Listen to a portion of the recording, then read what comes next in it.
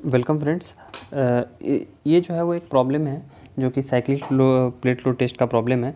तो ऐसे प्रॉब्लम आपने किए होंगे। एक इसका एग्जांपल मैंने भी आपको बता दिया हुआ है, तो आप उसे भी देख सकते हो। और इसमें जो है वो आप देखो कि हमें क्या एक लोड और सेटलमेंट का डेटा दिया गया हुआ है और हमें जो है वो पूछा गया हुआ है calculate the spring constant and shear modulus. Okay, और उसके बाद जो है वो coefficient of uniform elastic compression for base area 2 metre into 2 metre भी पूछा गया हुआ है।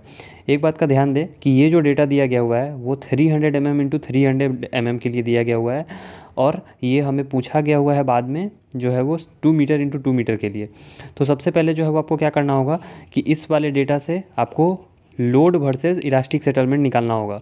तो उसके लिए जो है वो आपको कुछ ऐसा जो है वो करना होगा। ये वाली जो वैल्यू आपको दिखाई दे रही है ना, ऐसा जो है वो आपको टेबल प्रिपेयर करना पड़ेगा। ये कैसे करेंगे, तो 0 0 तो पहले आप लिख देंगे। उसके बाद जैसे अगर आप 70 की बात करें तो 70 के लिए ये वाला आप जो है वो पार्ट को देखें तो 70 और 2.1 माइनस 1.6 यानी कि 2.1 माइनस 1.6 की वैल्यू 0.5 हो जाएगी। तो इसलिए जो है वो 70 के करस्पॉन्डिंग 0.5 हो जाएगी।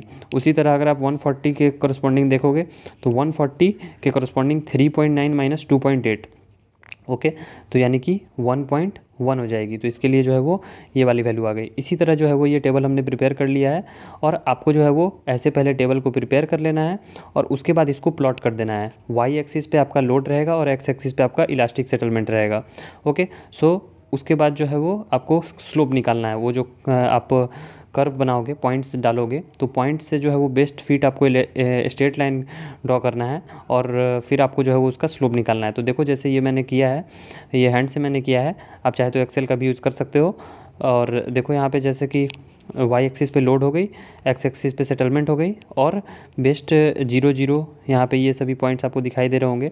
तो जो स्ट्रेट लाइन मैंने ड्रॉ की है मीन्स लगभग जो है वो मैंने ऐसे ड्रॉ की है कि वो मैक्सिमम पॉइंट्स के नज़दीक से पास करे या फिर पॉइंट से पास करे। ओके, सो ये मैंने एक लाइन ड्रॉ कर दी। अब इस लाइन का स्लोप आपको निकालने आता है वाई पे जो इंटरसेप्ट बन रहा है और अपॉन एक्स। तो मैंने जैसे कि ये वाला पॉइंट पकड़ लिया था, तो इस पॉइंट पे अगर आप देखोगे तो ये जो वैल्यू हो गई दिस, ओके, तो ये वैल्यू जो है वो 210 है, इसके करस्पॉन्डिंग 210 वैल्यू आ रही है और एक्स पे वैल्यू देखोगे तो ये 1.6 आ रही थी।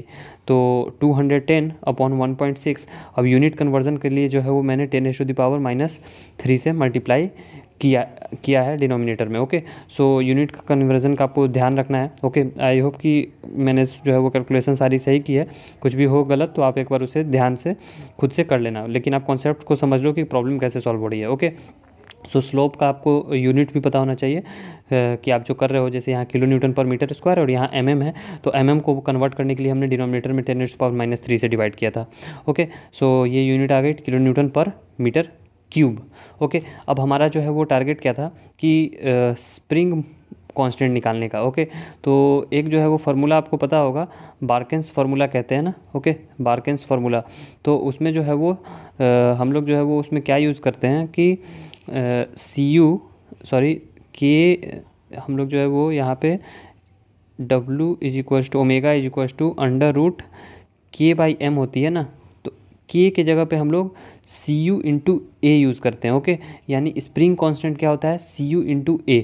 तो यहाँ स्लोप से हमें क्या आया, स्लोप से हमें जो है वो Cu आ गया। अगर हम इसमें एरिया से मल्टीप्लाई कर दें तो हमें K की वैल्यू निकल के आ जाएगी।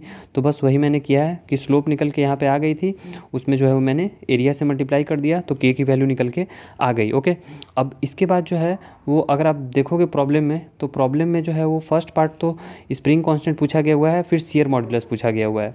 शियर मॉडुलस मैंने बाद में किया है। यहाँ पे मैंने जो है वो फिर दूसरा इसके बाद कर दिया है coefficient of uniform elastic compression for 2 metre into 2 metre जो है वो बेस के लिए। तो इसके लिए जो है वो ये वाला फार्मूला आपको यूज़ करना है। ओके, और इसमें जो है वो हमें जो पहली वैल्यूज़ दी गई हुई है मीन्स पहला जो ये डेटा दिया गया हुआ था ये 0.3 इंटू 0.3 के लिए दिया गया हुआ था, लेकिन हमें पूछा गया हुआ है 2 इंटू 2 के लिए। तो ये वाला फार्मूला का यूज़ करके जो है वो हमने जो है वो ऐसे निकाल लिया। ओके, सो आई होप कि आपको जो है वो इसमें मिस्टेक नहीं करनी है। और ये इन्वर्सली जो है वो स्क्वायर रूट के अंदर होता है, डायरेक्टली प्रोपोर्शनल नहीं होता है। ओके, सो उसका ध्यान रखना। तो यहाँ से जो है वो वैल्यू निकल के ये वाली आ गई। ओके, अब बात करते हैं शियर मॉडुलस की। तो शियर मॉडुलस जो है वो उसके लिए डायरेक्ट फार्मूला नहीं है, तो मीन्स पहले आपको जो है वो ये दोनों फार्मूला का मिक्सचर आपको यूज करना पड़ेगा।